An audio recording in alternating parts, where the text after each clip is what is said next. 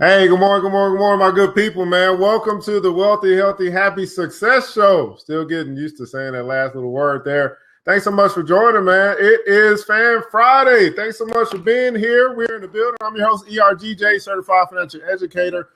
Today's Fan Friday.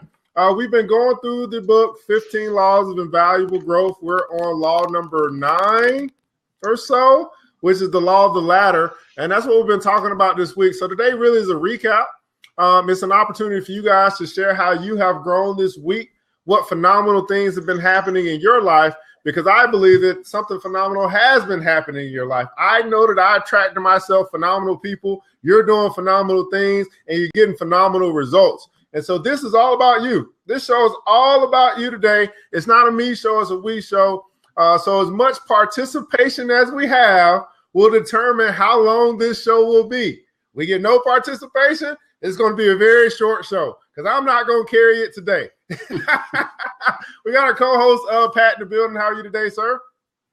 Absolutely amazing. Phenomenal. Absolutely amazing, phenomenal, guys. So thanks so much for tuning in. So just a quick recap on the law of the ladder. I can guys recap all of them.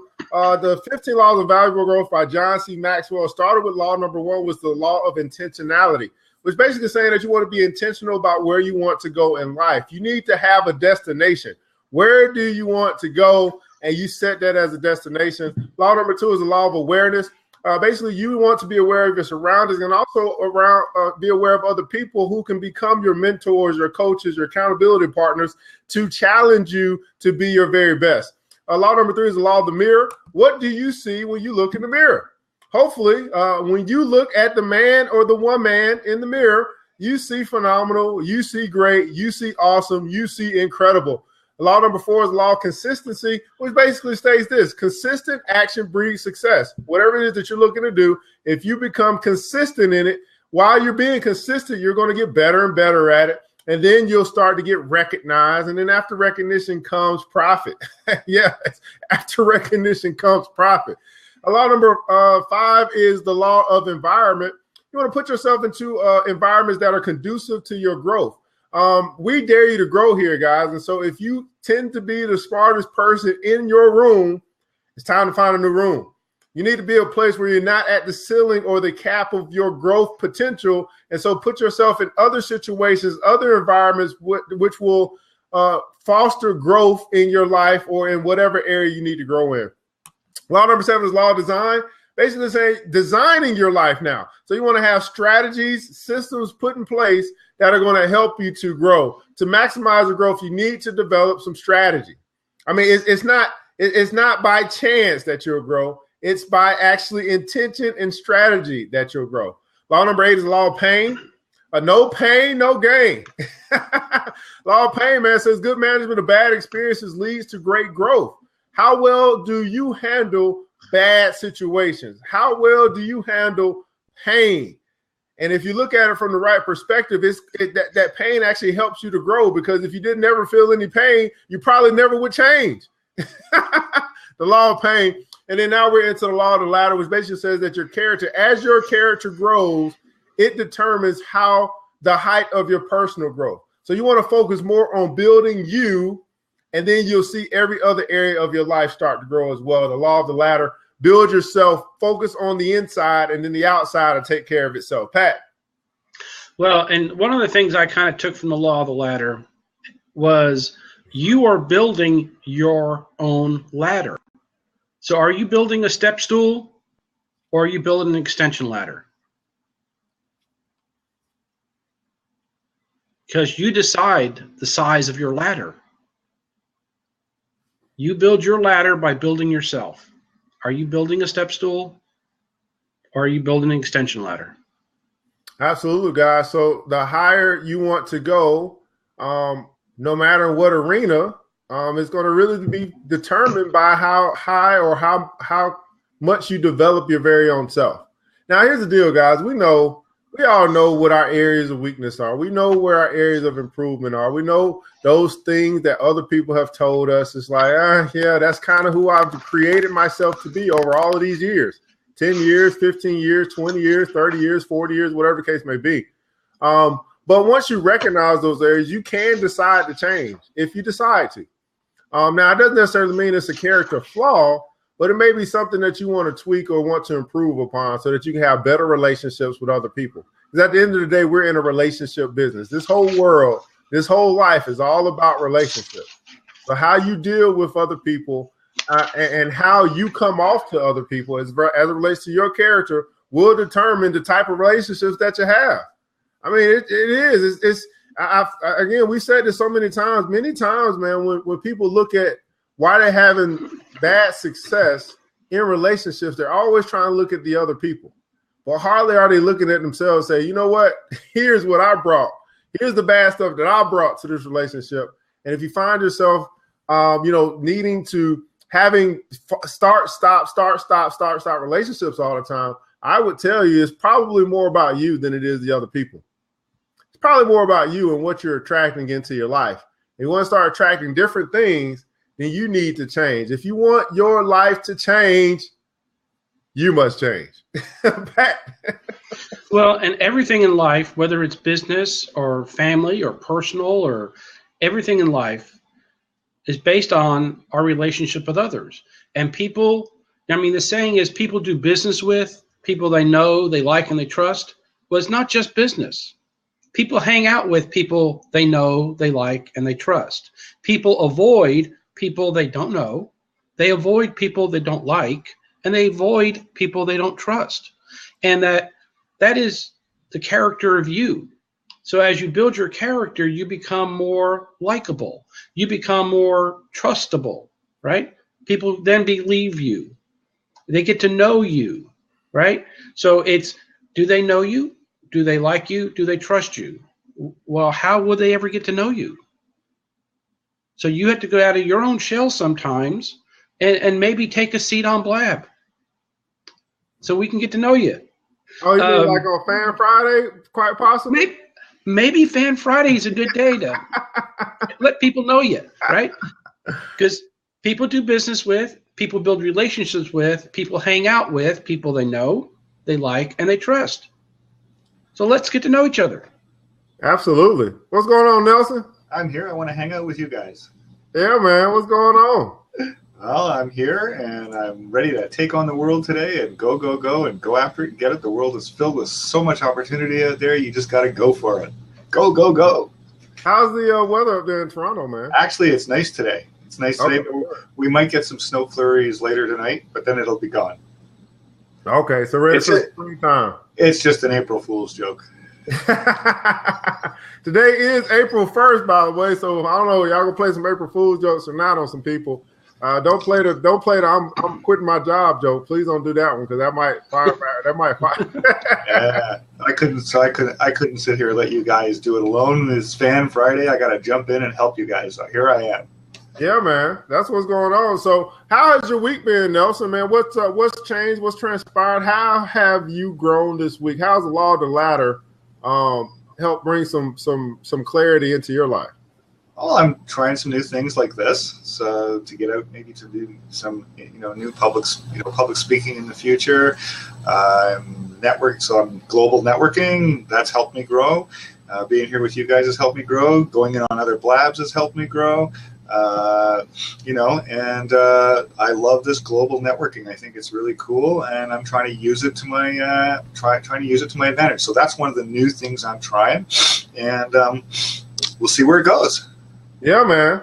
This global networking is the truth, man. And when I tell people I got people all over the country or all over the world, they can't believe it. But hey, you gotta, like you say, you gotta put yourself out there and let people know what you do. Let them get to know you and grow. I mean, you can always learn from somebody. Hey, I wanted to try something new yesterday with a client. I was so put off. They wouldn't even hear of it. I mean, I said to them, "Hey, let's get into let's go into Google Hangouts, and we have a phone call every Thursday at 11 o'clock." And we just don't do things like that. Like I wanted to be able to do two-way, see them, have them see me. It would have been really, really cool. Probably would have been a lot more effective.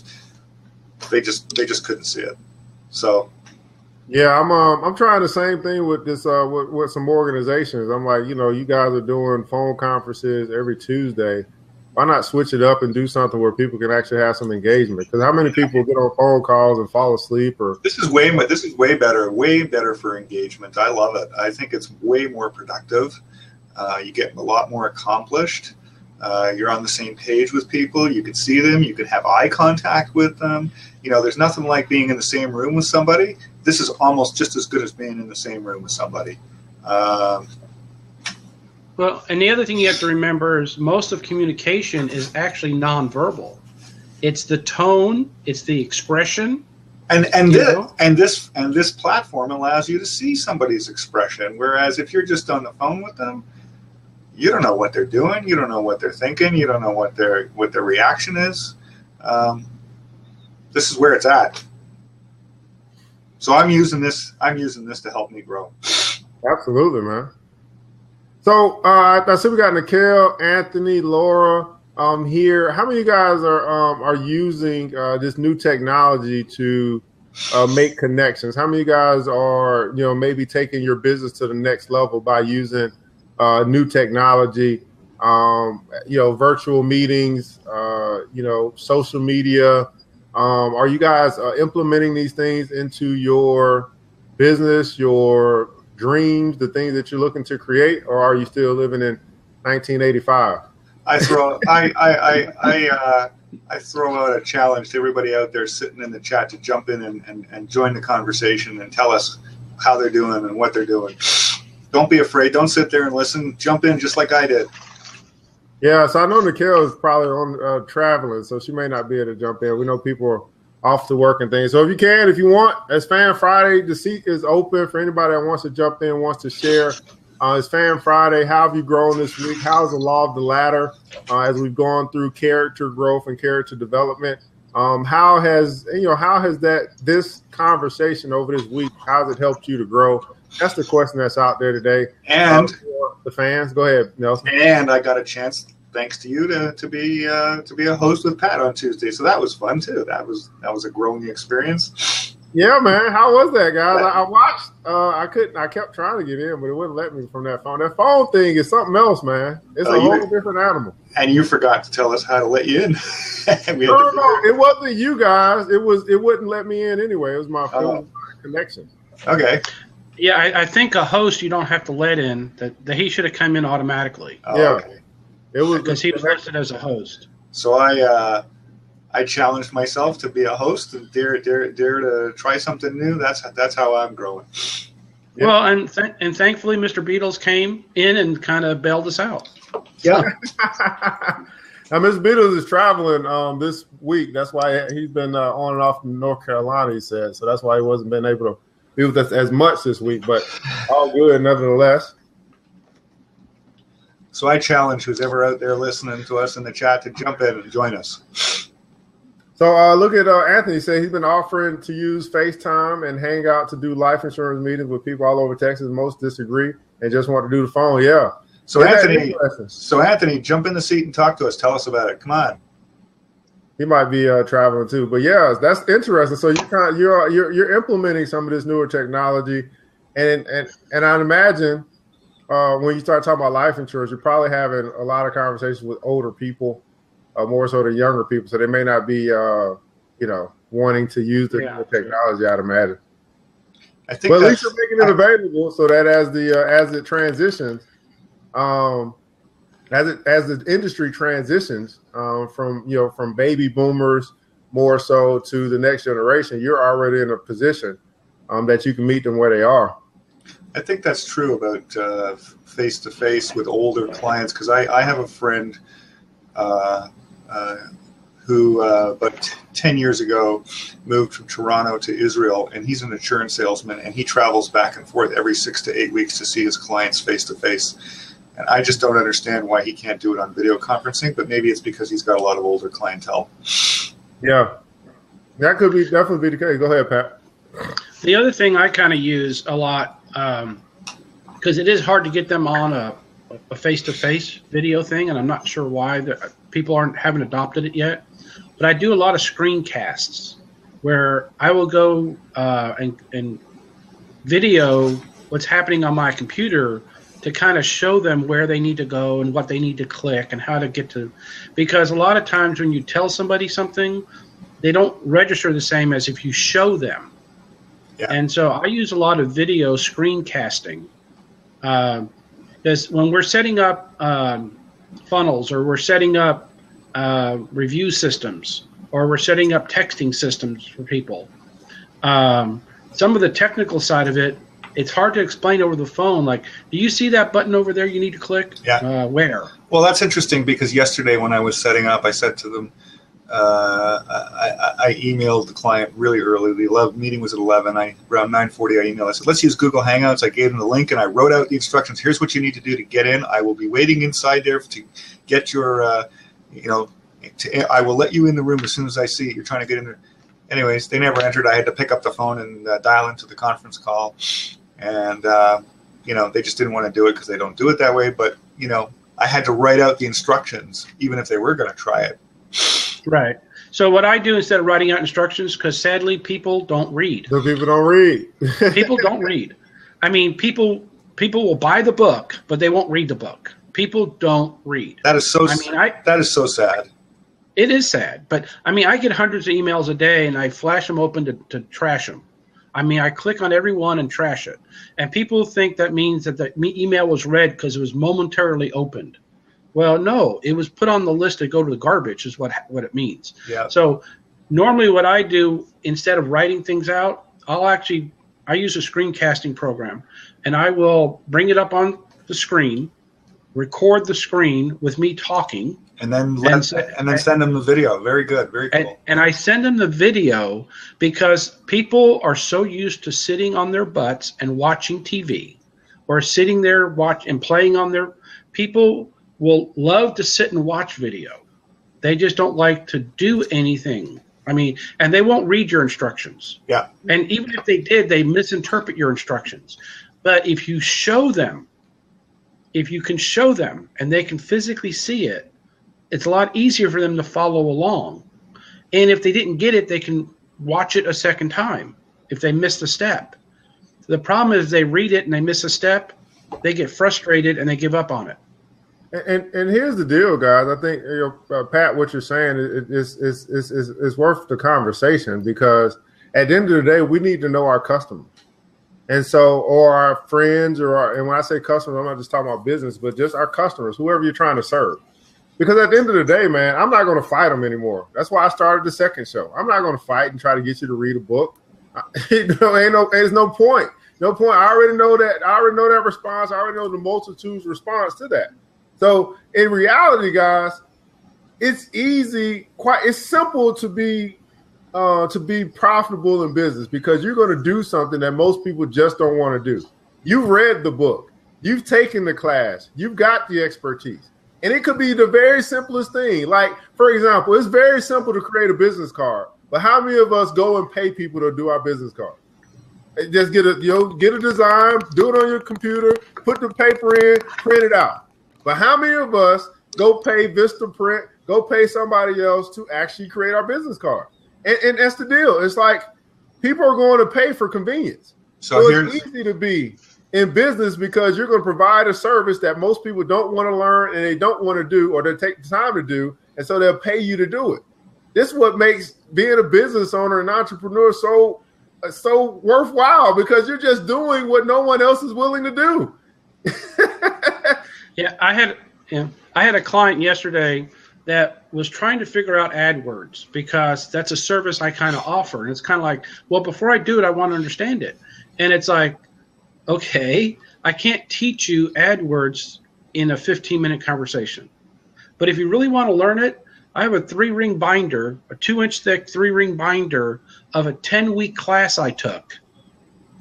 Because that's what it really takes to learn it. It's 10 weeks of intensive study, right? It's a 3-ring binder. I said, here's the book. You really want to learn it? Plan on spending the next 2.5 months and learn it. They're not going to do that. And, either you learn it and do it yourself, which is okay, no problem. Here's the book. Be more than happy to let you take the book. The book never left the office, right? He picked it up, went, oh, it's all this? And he put it back down.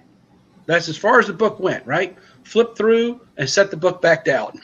And that's what happens with most knowledge in this country.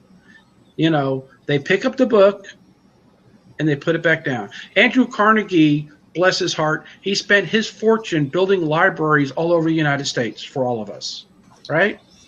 He thought people were going to stop in to the library.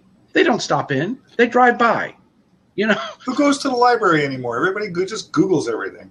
Yeah. I mean, and this has been going on ever since he built them. What percentage of the population actually have a library card? You know, interesting you say that, because when Happy Days was on in the 1970s, they did an episode where the Fonz goes to the library, and he was getting a library card, and how cool it was for the Fonz to get a library card. Do you know that the statistics on people who went to the library and got a library card after that episode aired went skyrocketing?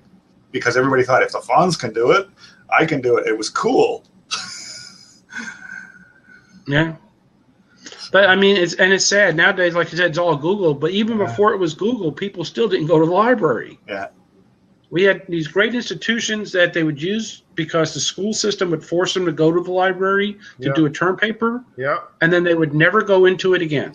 You know? Now they got, I mean, most people go to the library just to use the internet now. For those that don't have access to the internet or want to get away, that's the main part. They go for free internet. Or to get out of the weather. Yeah. I think Nicole was trying to get in there. Evan, were you going to let her in? I let her in. She's probably on her mobile device. If you're on an Android especially, it's very tough. Okay. Yeah. Vlad doesn't like Androids. Not yet. Yeah, not yet anyway. So I think she's on her mobile. She was trying to get in. Hopefully, you can try again, Nicole. We'll see if you can get in.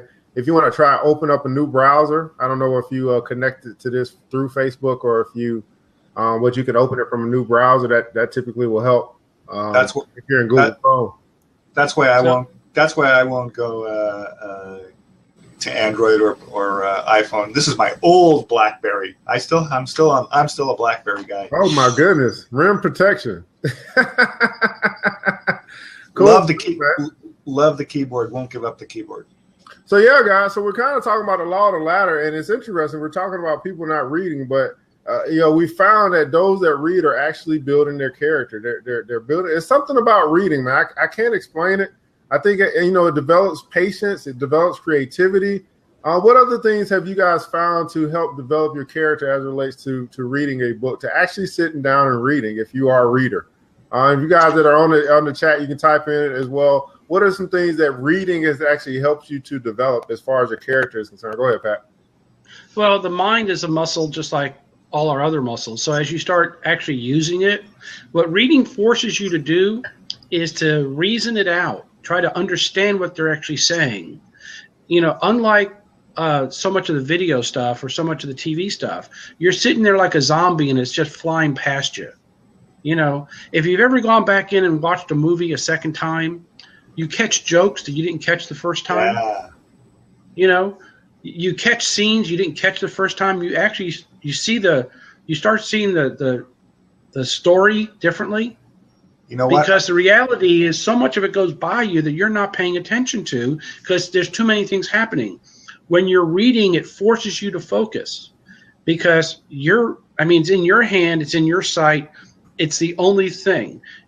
Reading forces you to focus, and that's an exercise. Most people don't have the patience or have exercised that muscle. They don't know how to focus. Since they don't know how to focus, they can't actually accomplish much.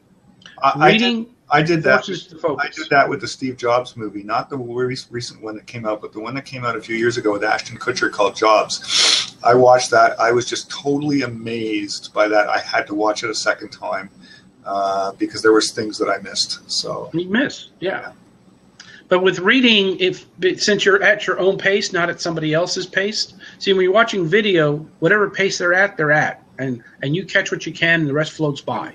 When you're reading, your mind sets the pace. For me, reading is I read 3 newspapers a day. I read the Toronto Star, the Globe and Mail, and the National Post, which are Globe and Mail and National Post are 2 national newspapers in Canada. And I go through them every day. People think I'm nuts. Why would you do that? Why wouldn't you just view it online? I said, because you know what? There's nothing like turning pages. It captures your attention. You pay more attention than you would than watching it or reading it on your screen. I can't say enough about turning pages. Everybody thinks I'm nuts. They think I'm old school, but for me, it works. Well, and the other thing is how much power happens because of focus. You know, I typed in earlier, you know, the sun's rays don't catch anything on fire until you focus them. It's total focus, because I am so immersed in what I'm reading that nothing can interrupt me. Okay, and it's usually quiet time when everybody in the house is asleep. So it's just my quiet time, and it's mesmerizing, and I love it. Hello, Anthony. Morning. What's going on, Anthony? Well, I just want to kind of jump in and share a little bit about the reading aspect and the video aspect. When I first opened my agency, most of the older agents and a lot of the financial specialists thought I was crazy for doing meetings on FaceTime and Google Hangout. They said, "Oh, you just can't do that. People aren't going to understand. You have to sit in their living room." And so I kind of explained to them, it's the same thing. I'm still sitting in their living room, but I'm in the comfort of my own home or in the comfort of my office. I didn't have to waste the gas to travel all over town and get there, and then they not show up. Because you know how many doors I've knocked on, and I call them and they say, "Oh, I forgot about that meeting." And I'm like, "Where are you at right now? Do you have time to do a hangout or on FaceTime?" And they'll say, "Oh, yeah, I could do that." Or another thing, like when I acquire a customer, I send them a welcome email to explain to them, you know, how to download the app so they always have access to their insurance cards and that kind of thing. And me telling them was getting frustrating for me. So I put together this email that explains all the steps. And then at the bottom of the email, there's a link that says, if you did not read the above instructions, click here and go through the video. And what I've noticed is, because I can see on the customer list who signed up online, most of them are signing up online because of the video, since I've added the link to the video. Because they can watch it and physically go through it at the same time versus reading the instructions and going through it. And the written out instructions say exactly the same thing the YouTube video does. Yeah, but they won't read it. And then as far as reading goes, when the Harry Potter movies came out, I made my kids read the books first. So when we went to go watch the movies, they would know exactly what was going on. And they always say the same thing. I envisioned that to be so different than they showed it in the movie. My kids couldn't wait to read those books. And my kids do have library cards, all of them. They all go to the library. Spring breaks in the summertime, whatever, they have to read a book a month. And if they how many of their friends, we go back. How many of their friends have library cards? Now that I'm not sure. I mean, because the funny thing is, the library is right across from the rec center.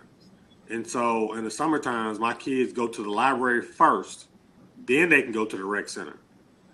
And I don't ever see a lot of the kids doing it the other way around. Now, when I go in the library, I see a lot of the older kids, like you said, in there on the internet. Of course, instead of being in the rec center playing, they're in the library on the internet, or because our library has like a videoing center where you can get a DVD and go sit down at a computer and watch it privately or whatever. Watch a video. So you see a lot of kids in there, but not a lot of kids actually checking out books unless their parents are with them and making them do it. So, Anthony, what have you found as far as, and when we talk about this reading aspect, what have you seen that the character that has helped your children to develop or you to develop?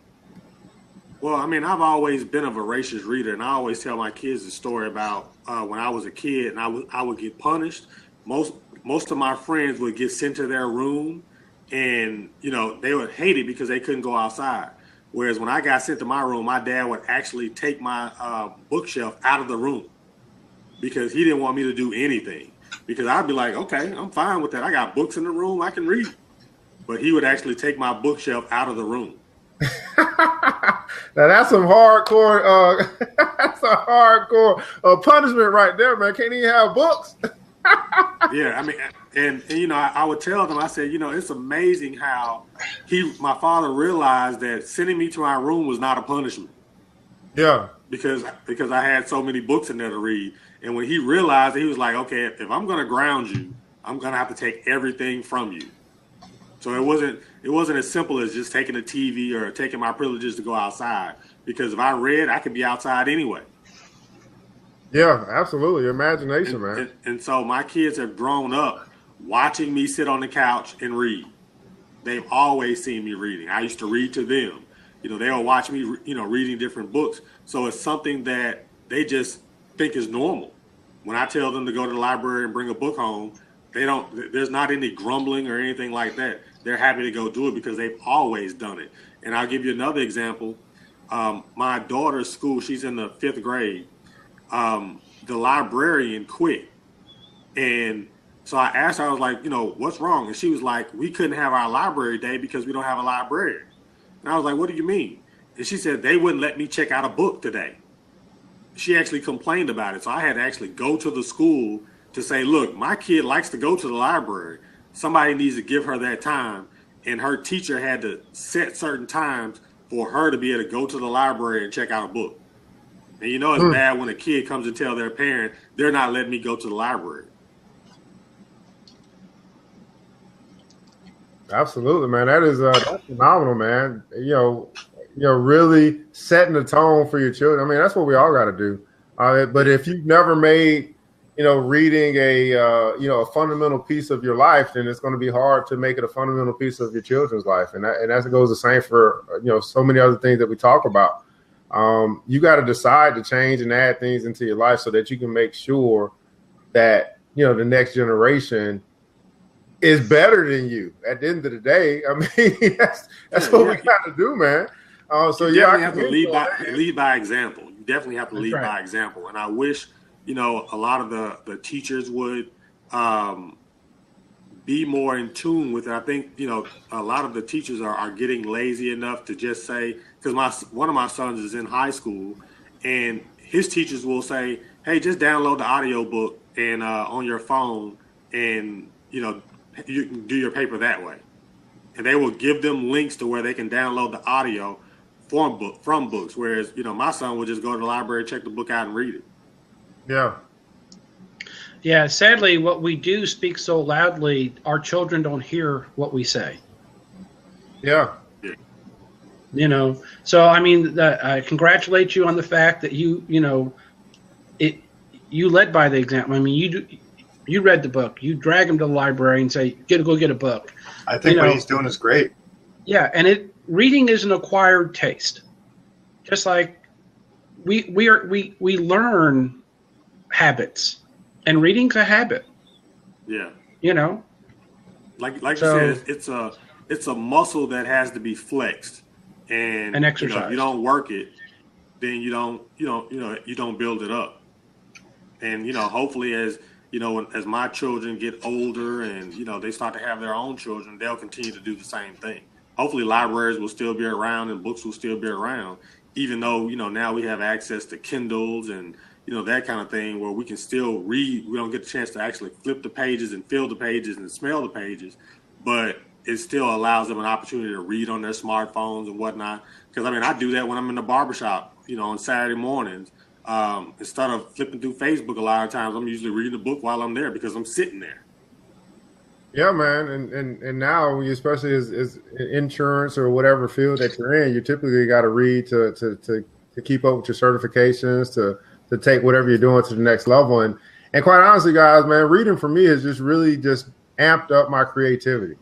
That's at the end of the day, that's what it's done for me. It's helped me to think far beyond, you know, where I was thinking in the past when I started to pick up the books and read them. So whatever your subject is, that's a great place for you to really get. Oh no, he probably jumped off. A great place for you to get some, you know, to increase your consciousness. Go ahead, Nelson. I was just going to say, if anybody's a fan of the old original series Star Trek, which I am, there is an episode called Court Martial where Captain Kirk is being on trial for something he didn't do. and there's a lawyer that defends him. I think the character name was Samuel T. Cogley, and Pat is shaking his head yes.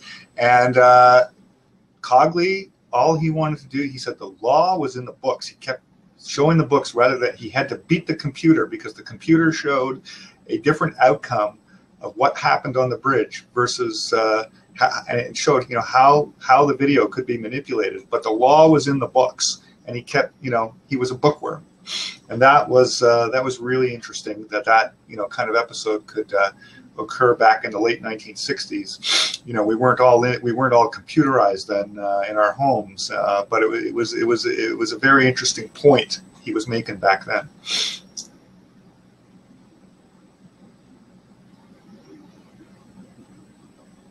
Oh, that was it? Yeah. I was just trying to say that back in the late 1960s, whoever wrote that episode was had enough foresight. Yeah, foresight to suggest that things were in the books versus in the instead of being computerized. And that was, I think, a first season or second season episode late in the 1960s. So.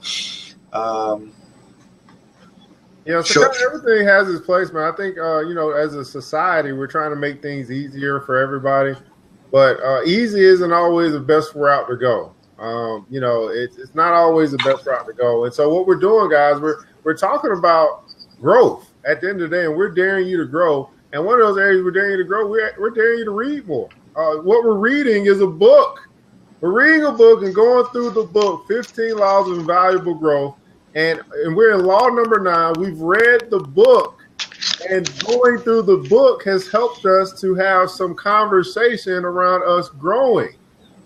That's what it is. And so, we've gone through The Strangest Secret. We've gone through The Alchemist, and now we're in the 15 Laws of Invaluable Growth. They all have been books that's helped us to actually create this show. That's actually helped people to grow. And we've seen the fruits of the labor just from going through the book. Well, like you said, there is something about focusing on the printed page, and I mean, it was so vitally important that even all the spirituality we have in the world, one of the first books that was ever printed that was widely spread was the Bible itself. And no matter what your faith or religion is, you'll notice that the written word is a basis of it, right? So all of our societies, whether it's Christian or Muslim or whatever, there's a certain respect for the written word that's the basis of that whole system. The basis of that whole belief system is the written word. Yeah. I mean, you can't get more vital and more important than that. That's what's up, guys. So we're here on the Wealthy, Healthy, Happy Success Show. And the law of the ladder, that's what we've been going through, guys. And so I added success. I noticed that. Yeah, I see you added success. And so here's the deal, guys. This is Fan Friday. This is an opportunity for you to get on and share how you have grown this week. So hopefully the law of the ladder, as we talked about character development, which increases your potential for personal growth, has helped you to grow. This show is all about daring you to grow, challenging you to get up on a daily basis, connect with like-minded people who are going to challenge you to grow. Too many of us are hanging around yes people, and we want people to agree with everything that we do, and we're not hanging around people that are going to challenge us to be our very best self. And so that's what this show is about. That's what this community is about. And we've actually seen progress in the people's lives that connect with us on a regular basis. And so hopefully you'll continue to connect. Hopefully you see that this is a place where you can come and you can share. How many of you guys have been in places where you couldn't share success? It was almost like, am I the only one being successful? Is this not a great place to talk about positive things? And all they want to do is talk about everything that's not going right in their life. Well, you got a place where you can come talk to people about things that are going good in your life. you can have more good happening in your life because you're focusing on what you do want instead of focusing on what you don't want. That's what most people talk about. They talk about what they don't want. They never had a conversations about what they do want. And so this show is all about you growing, you being your best self. And then as you grow and as we partner in your success, then the village grows. And we can all have everything that we want if we just help enough other people get what they want. Nelson, you got any last words for the peeps today? Go out and be awesome. Awesome, awesome, awesome. Be awesome today. Absolutely. Pat, any last words for the peeps? You are a leader. Whether you know it or not. You are a leader, whether you believe it or know it or not. You are a leader. Somebody is focusing on you and trying to and learning from you. And leadership boils down to influence. As you influence others, you lead them. And there are people you influence every day. You done? I can't never tell when you're done, Pat. You don't have no insight in or nothing. Hey. So here's the deal, guys. Wealthy, Healthy, Happy Success Show. We're here Monday through Friday, 7 a.m. Eastern Standard Time. Today's Fan Friday. We'll be back on Monday for Motivational Monday. So as you go out into your weekend, we want you to have a wonderful weekend. But we also want to see what happens to your life over the weekend. So when we get back on Monday, we'll be sharing how our weekend was, how we grew, the things that we did, whether we relaxed, whether we hung out with family, whether we did some cleaning around the house. We want to get something done, reading, get something done as it relates to our life. Now, if you do need to get the book, of course, you can get the book through me. I got affiliate links and all that stuff as well, www.ergj.net. But the Wealthy, Healthy, Happy Success Show will be back again on Monday. So here's the deal, guys. This weekend, be wealthy, be healthy, be happy, be of good success. And read a book. And we're out.